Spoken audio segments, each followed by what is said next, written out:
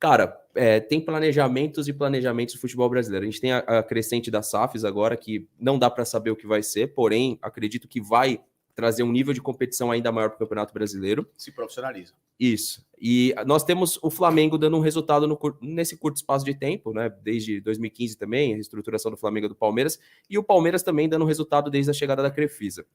A gente tem opiniões bem específicas quanto a Leila Pereira enquanto patrocinadora e depois como presidente do Palmeiras.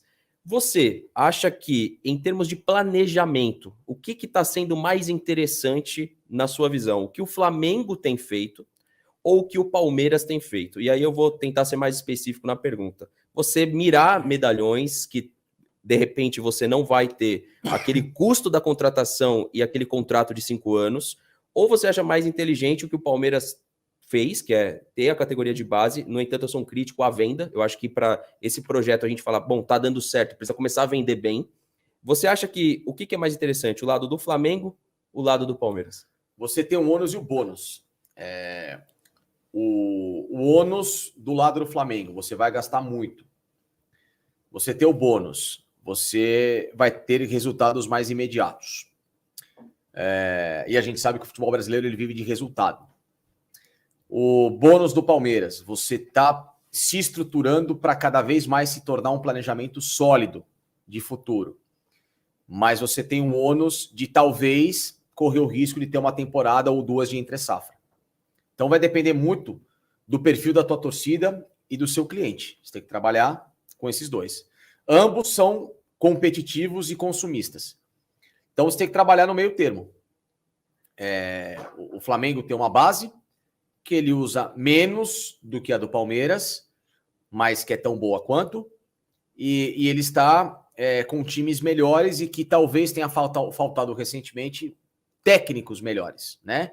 Ou então apostar mais ou dar mais chances para que o elenco também fosse em algum momento mais reformulado com algumas outras peças que ali, né, já não estavam mais engajadas com o mesmo projeto de motivação.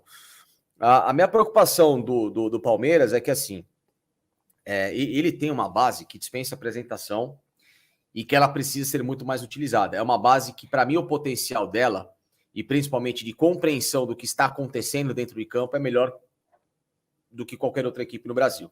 Você tem atletas muito mais prontos e muito mais gestores em termos de suas próprias carreiras para entender o que eles têm que fazer dentro de um time.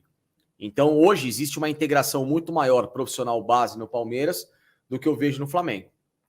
E isso é bom, por um lado, porque você vai gastar menos no mercado e você vai ter um atleta seu, formado ali, com muito mais potencial rápido de ou revenda ou então de entrar na equipe competitivamente falando, né? E, ao mesmo tempo, é o que eu falei, você corre o risco dessa entre-safra. Eu acho que o equilíbrio é importante para todo mundo, né? Nem gastar tanto, mas o futebol é caro e ele demanda investimento. O Palmeiras precisa ter pelo menos 13, 14 ou 15 jogadores imediatos com nível de titularidade para você não ter uma queda brusca, caso haja uma perda de um atleta de acordo com uma circunstância, e ao mesmo tempo trazer essa base, entendeu? Eu acho que assim, os dois projetos são bons, mas só que o que a gente tem que pegar como análise final para dar esse veredito, esse veredito? O futebol brasileiro. O futebol brasileiro é desestruturado, ele é imediatista, é um futebol em que ele não tem nenhum planejamento de futuro e que você precisa para ontem o resultado. Então, diante de todo esse cenário, o Flamengo trabalha muito mais de acordo com o que é o futebol brasileiro na cultura dele do que o Palmeiras. O Palmeiras está errado? Não. O Palmeiras só precisa acelerar um pouco mais esse processo dele também para ter um time mais competitivo, e já que ele entrou nesse rol de estar competindo pelas principais competições, e entender que ele vai precisar gastar um pouco mais também.